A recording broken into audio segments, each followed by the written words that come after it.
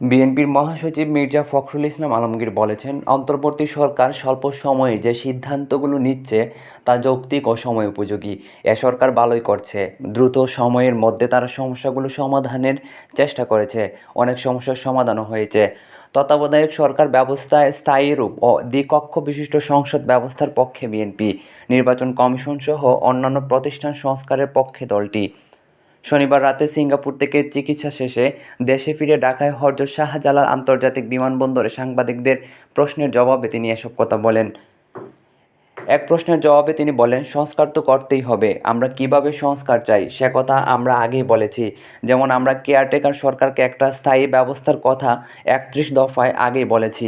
সংবিধানে আমরা দ্বিকক্ষ বিশিষ্ট পার্লামেন্ট যুক্ত করার কথা বলেছি।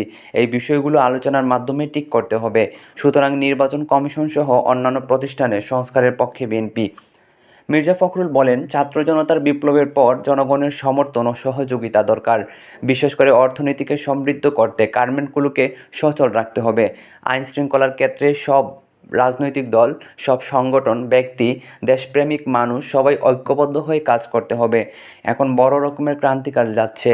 একসঙ্গে কাজ করতে পারলে বিপ্লবের যে লক্ষ্য তা ধরে রাখতে পারব।